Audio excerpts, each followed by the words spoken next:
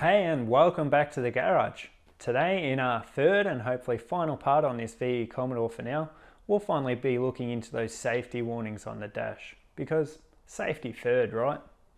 Now, I know, I probably should have looked into this sooner, and they're important. I don't want to die either. And I know my mum and my girlfriend and my family watch these videos, and they're taking concern as well. But really, why I want to fix these issues? I'm sick of that damn beeping on the dash every time I start the car. Let's see if we can get this sorted, hey?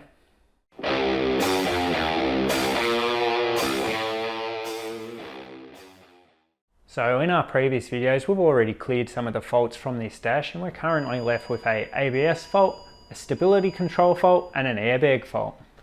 I think today we'll start on that stability control and ABS control fault, because I've got a nice surprise on the airbag fault for you later. I think you'll enjoy that one, I really did. So the stability control and ABS, I think we can kill two birds with one stone on that one. The code for it is the same code, I believe, for both issues, being C0045. Now that code shows there's a rear left wheel speed sensor plausibility error. Basically, the car isn't seeing a voltage from the rear wheel sensor that it would expect. For anyone who's done research into this fault code, you'll know there's two main issues that people mention it could be. The first, of course, is that wheel speed sensor. I believe in these cars it is possible to swap them side to side to try and isolate that fault. I think they are the same on both sides, but I haven't actually tried that. I'm running out of time a bit here, and I've been recommended to try the second option, which is this. This is the second option here. This is the wiring loom that runs between those two sensors on your rear, the two speed sensors, and back up to the main loom up the front. This only cost me $50. I got it a little bit cheaper, but I don't expect it's much more pricey than that normally. And as you can imagine, being under the car, they do tend to degrade or get damaged. So you can have a complete loss of signal or an impaired signal going up to the computer. And they can be a bit temperamental with these things, so I'm really hoping this will sort it, and it should be an easy job. I'll jack the car up now and we'll have a look at what we're dealing with.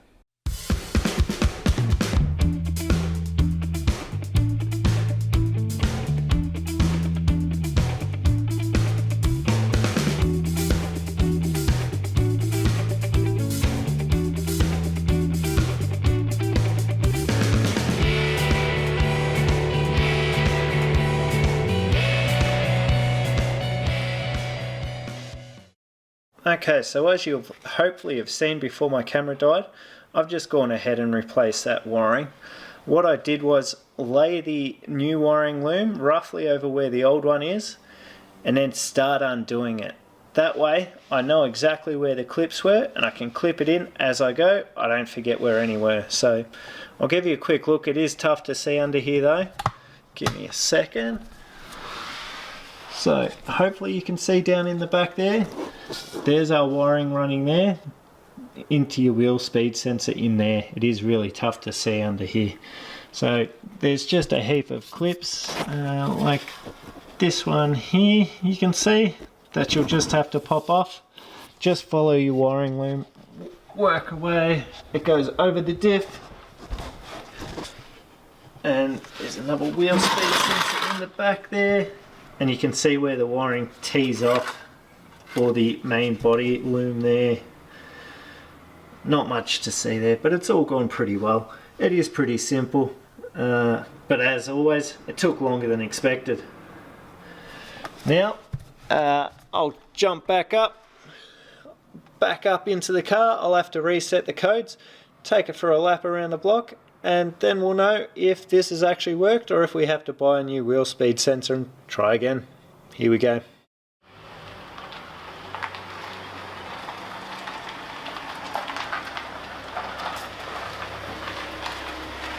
Okay, so you don't win them all. That ABS and stability control light, they're back on. So turns out we need a wheel speed sensor. That's fine, it just means you get to see how to change one of those two. And I'll just have to wait on that part, so it means one more day working on this car. Not a big deal, should be fine. In the meantime, I thought that may happen. That's why I saved this airbag. Now, Why would I say this? Wait till you see what will fix this airbag fault.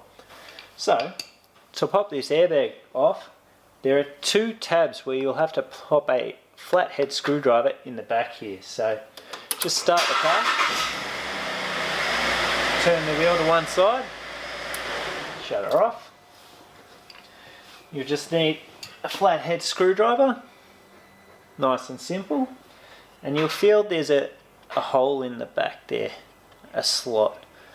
Pop your flathead screwdriver in there, push it in, and I'll show you hopefully up one of the corners here. Once I've got this off, I'll show you actually looking in at this what we're doing. So there is a release in there. What you need to do is get your flathead screwdriver in there. I like to sort of twist it a bit and then pull up, and you can see there that's released that airbag. So hopefully you can see that up in the corner as a demonstration, and pop that off. So I'll just do the other one quickly, pop it off, and we'll show you the pricey fix for this airbag fault.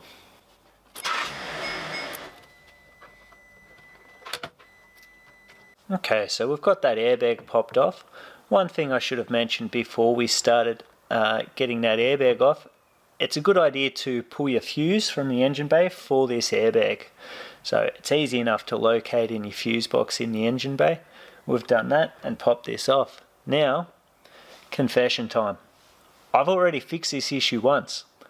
I fixed it when we were looking into what the issue was so that I could order parts and try and knock this episode out in one day, which isn't going to happen now. But anyway, this is what I found when I pulled the airbag off. Hopefully you can see in here. There's 2 wiring tabs there, or connectors. The error we had was for airbag Squib 2, I believe. I'll pop that error up. And I just come in here looking. I was basically going to check that the resistance for these 2 connectors across the wiring was fine. It can be a clock spring issue that sends that code up, or similar codes. But what I found, and I don't know if you'll be able to see there, that little wiring connector is just popped out the slightest bit more than its partner there. So, to fix that issue, that's it. That's it. Push that wiring connector home where it should have been. I'm dead set we haven't faked this. That's what's fixed this airbag issue.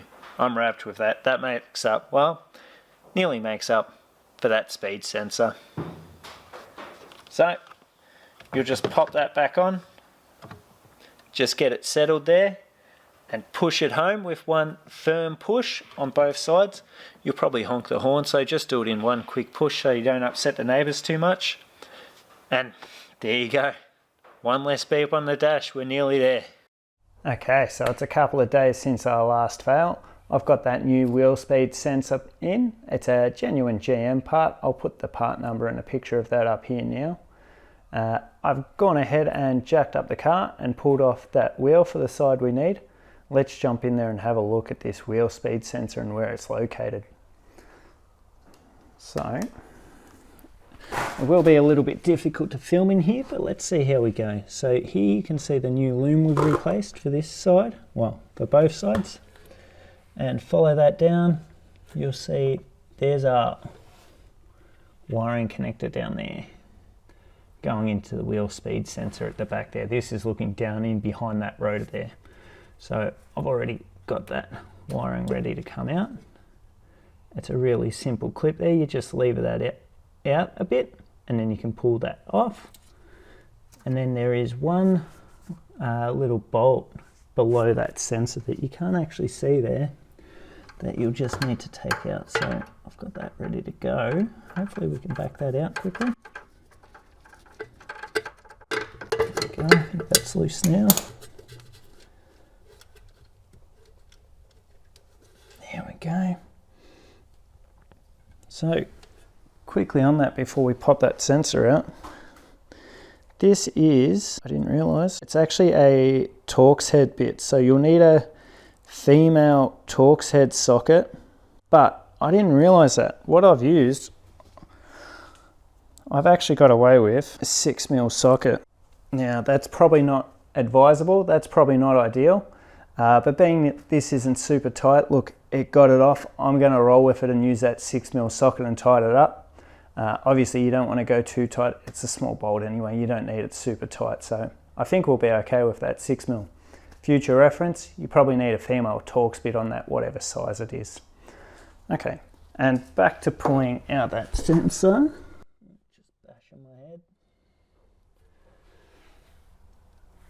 And it should just now slide out, which you're not going to be able to see very well.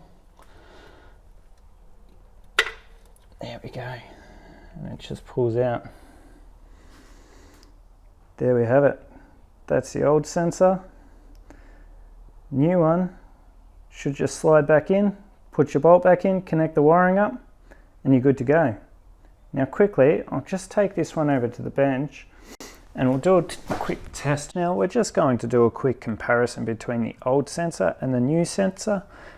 This could be useful for someone at home if they want to check an old sensor to see if they think it's actually faulty before replacing parts. So let's see what readings we get. This is just a multimeter. We've got it set to resistance, and we'll just check the resistance. They're only a 2-pin unit. We'll just check the resistance across those pins if I can get in there. Okay, so we're showing about 22 units of resistance there, 22 ohms across that. And then compare that to a brand new one, which we're assuming is good.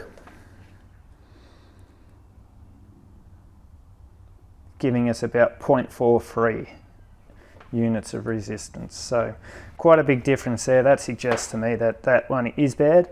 You can actually check your service manual if you do have one, and it will show you a range in which things like this should be.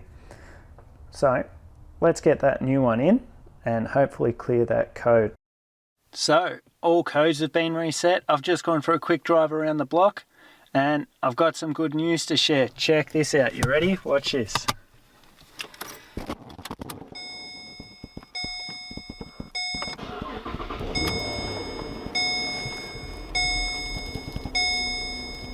Look at that. Isn't that beautiful? That's got rid of the last of our error messages, that's stability control and ABS. So we're all clear now. No codes whatsoever. I actually might be motivated enough to give this thing a wash now. Maybe I'll do that and we'll give you a quick wrap up of how much this project has cost and sign off on this one.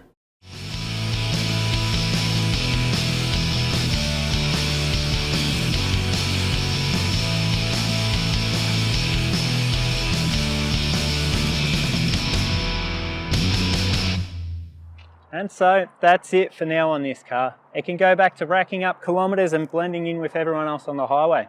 That's what we've bought it for, and that's what it should be pretty good at. In total, including the purchase price and everything we've thrown at it, we've only spent $2,300 on this. I think that's a really good deal, and that even includes an oil and filter service that we snuck in off camera. Now, before we wrap up, a few quick thank yous. First of all, to my brother Jesse. He's been a great help on this one with some advice and helping with parts here and there.